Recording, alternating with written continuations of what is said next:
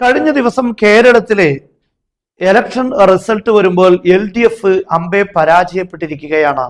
പ്രധാനമായും ഇതിന് രണ്ട് കാരണങ്ങളാണ് കണ്ടെത്താൻ സാധിക്കുന്നത്. ഒന്നാമത്തെ കാരണം കോൺഗ്രസിൽ ന്യൂനപക്ഷങ്ങൾക്കുള്ള വലിയ പ്രതീക്ഷയാണ്. രണ്ടാമത്തേത് LDFന്റെ തുടർ ഭരണങ്ങളിലുണ്ടായ ന്യൂനപക്ഷങ്ങൾക്കുണ്ടായ വലിയ ആശങ്കയുമാണ്.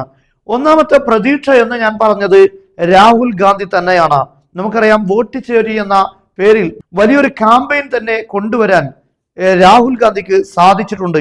ഇന്ത്യയുടെ ജനാധിപത്യത്തിന്റെ യഥാർത്ഥ തലങ്ങളിലേക്ക് കടന്നു ചെന്ന് എവിടെയെങ്കിലും ശോഷണം സംഭവിച്ചിട്ടുണ്ടെങ്കിൽ അത് തിരിച്ചു പിടിക്കാൻ രാഹുൽ ഗാന്ധി നേതൃത്വം നൽകുന്ന പ്രസ്ഥാനത്തിന് അല്ലെങ്കിൽ രാഷ്ട്രീയ പാർട്ടിക്ക് സാധിക്കുമെന്ന വലിയൊരു പ്രതീക്ഷയാണ് ന്യൂനപക്ഷങ്ങൾക്ക് ഇടയിൽ ഉണ്ടായത്. ന്യൂനപക്ഷങ്ങൾ എന്ന് മാത്രമല്ല, ജനാധിപത്യം എന്ന് പറയുന്നത് ഓരോ ഇന്ത്യക്കാരന്റെയും സ്വപ്നമാണ്. എന്നാൽ ഇതിന് എവിടെയെങ്കിലും മുറിവേൽക്കുന്നു എന്ന് പല ആളുകൾക്കും തോന്നി തുടങ്ങുന്ന ഘട്ടങ്ങളിലാണ്. അതായത് പ്രത്യേകിച്ച് എലക്ഷൻ എന്ന് പറയുന്നത് ഏറ്റവും സുതാര്യമായി നടക്കേണ്ട ജനാധിപത്യത്തിന്റെ ആണിക്കല്ലാണ്. ഈ ആണിക്കല്ലുകളിൽ വിള്ളൽ സൃഷ്ടിക്കപ്പെടുന്നു എന്ന് തോന്നുന്ന ഘട്ടത്തിൽ അതിനെ നേരെയാക്കാൻ രാഹുൽ ഗാന്ധി തയ്യാറെടുക്കുന്നു എന്ന് ഇന്ത്യയിലുള്ള ഓരോ ജനാധിപത്യ വിശ്വാസിയും മനസ്സിലാക്കുകയും ഉൾക്കൊള്ളുകയും ചെയ്തുകൊണ്ട് തന്നെ ഈ ജനാധിപത്യത്തെ മാത്രമല്ല, ഇന്ത്യയിലെ ജനങ്ങളുടെ ഈ സ്വാതന്ത്ര്യം നിലനിർത്താൻ, ന്യൂനപക്ഷങ്ങളുടെ പ്രതീക്ഷകളെല്ലാം സാക്ഷാത്കരിക്കാൻ ഒരുപക്ഷെ രാഹുൽ ഗാന്ധി നേതൃത്വം നൽകുന്ന കോൺഗ്രസിനെ കൊണ്ട് സാധിക്കുമെന്ന് ന്യൂനപക്ഷങ്ങളിലും അതുപോലെ ഇന്ത്യയിൽ പൊതുവെ ഒരു ധാരണ ഉണ്ടാവുകയും ചെയ്തിട്ടുണ്ട്. ഇതിന്റെ അടിസ്ഥാനത്തിൽ തന്നെ UDF കടന്നു വരണം എന്നുള്ള ഒരു തലങ്ങളിലേക്ക് പ്രത്യേകിച്ചും ന്യൂനപക്ഷം ചിന്തിച്ചിട്ടുണ്ട് എന്ന് നമുക്ക് മനസ്സിലാക്കാൻ സാധിക്കും. രണ്ടാമത്തെ കാര്യം, തുടർ ഭരണത്തിന് മുമ്പ്, അതായത് LDF സർക്കാരിന്റെ ആദ്യ 5 വർഷത്തിൽ സമാനമായ കാഴ്ചപ്പാടുകളാണ് വലിയ രൂപത്തിലുള്ള വിജയം വീണ്ടും അവർക്ക് ഉണ്ടാക്കി കൊടുത്തത്. NRC വിഷയങ്ങളൊക്കെ വരുന്ന സമയത്ത് ന്യൂനപക്ഷങ്ങളെ കൈപിടിക്കാൻ LDF സർക്കാർ ഉണ്ട്.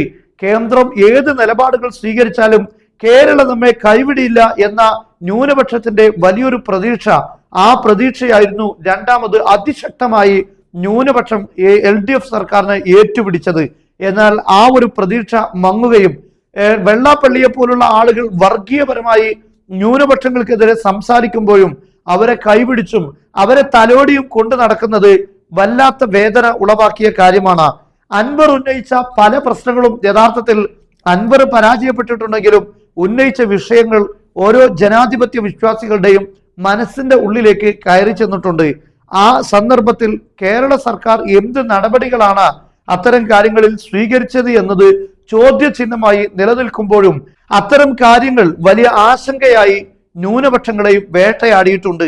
പ്രതീക്ഷയോടെ കൊണ്ടുവന്ന LDF സർക്കാർ ന്യൂനപക്ഷങ്ങളെ കൈവിടുന്നു എന്ന രീതിയിലേക്ക് ആളുകൾ ചിന്തിച്ചിട്ടുണ്ട്.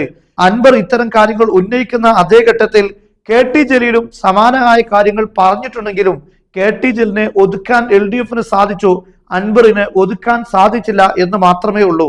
എന്തായിരുന്നാലും അവർ മുന്നോട്ട് വെച്ച നിലപാടുകൾ അത് വസ്തുതാപരമായിരുന്നു എന്ന് കേരളത്തിലെ ഓരോ ജനാധിപത്യ വിശ്വാസിയും മനസ്സിലാക്കിയിട്ടുണ്ട്. ഈ ഒരു ആശങ്ക, അതായത് ന്യൂനപക്ഷങ്ങളെ കൈപിടിക്കാൻ ഒരിക്കലും LDF സർക്കാരിന് ഈ സാഹചര്യത്തിൽ അവരതിന് മുതിരുന്നില്ല എന്ന ഒരു കാഴ്ചപ്പാടും, രണ്ടാമത്തേത് രാഹുൽ ഗാന്ധി ഇത്തരം പ്രശ്നങ്ങളിൽ ഈ ന്യൂനപക്ഷത്തിനൊപ്പം നിൽക്കാനുണ്ടെന്ന ഒരു വലിയ പ്രതീക്ഷയും ഇത് വലിയ വോട്ട് തരംഗങ്ങളായി കേരളത്തിൽ മാറി മറിഞ്ഞു എന്നതാണ്, കളർ മാറി എന്നതാണ് നമുക്ക് മനസ്സിലാക്കാൻ സാധിക്കുന്നത്. അതുകൊണ്ടാണ് ന്യൂനപക്ഷങ്ങൾ ഉള്ള കേന്ദ്രങ്ങളിൽ, അത്തരം മണ്ഡലങ്ങളിൽ വളരെ വലിയ ഭൂരിപക്ഷമുണ്ടായി വലിയ രീതിയിൽ വിജയങ്ങളും കാഴ്ചവെക്കാൻ സാധിച്ചിട്ടുണ്ട്. ഇതെല്ലാം നമുക്ക് അത്തരം കാര്യങ്ങളാണ് മനസ്സിലാക്കാൻ സാധിക്കുന്നത്. പാലക്കാട് ജില്ല മാത്രം എടുത്തു നോക്കിയാൽ അവിടെ ന്യൂനപക്ഷങ്ങൾക്ക് സ്വാധീനമുള്ള ഭാഗങ്ങളിലെല്ലാം UDF തരംഗമാവുകയും അതേസമയത്ത് മറ്റുള്ള ഭാഗങ്ങളിൽ LDFന് മേൽക്കൈമ നേടാൻ സാധിക്കുകയും ചെയ്തിട്ടുണ്ട്. ഇവിടെ ന്യൂനപക്ഷം വളരെ ശക്തമായി LDF സർക്കാരിന് എതിരെ അല്ലെങ്കിൽ രാഹുൽ ഗാന്ധി നയിക്കുന്ന കോൺഗ്രസിന് അനുകൂലമായിട്ടും വോട്ട് ചെയ്തു എന്ന് വേണം പറയാൻ. കേരളത്തിലെ കോൺഗ്രസ് നേതാക്കന്മാരെ കണ്ട് ഒരിക്കലും കേരളത്തിലെ ജനങ്ങൾ വോട്ട് ചെയ്തിട്ടുണ്ടാവുകയില്ല എന്ന് തന്നെയാണ് കേരളത്തിലെ ബഹുഭൂരിപക്ഷം ആളുകളും വിശ്വസിക്കുന്നത്. എന്തായിരുന്നാലും വലിയ വിജയം ലഭിച്ച ഈ സാഹചര്യത്തിൽ ഇനിയെങ്കിലും പ്രശ്നങ്ങളില്ലാതെ സമൂഹത്തിന്റെ പ്രശ്നങ്ങളെ മനസ്സിലാക്കി അതിന് പരിഹാരം കണ്ട് മുന്നോട്ട് പോകാൻ UDF സർക്കാരിന് എല്ലാവിധ സന്മനസ്സും ഉണ്ടാകട്ടെ എന്ന് പ്രാർത്ഥിക്കുകയാണ്.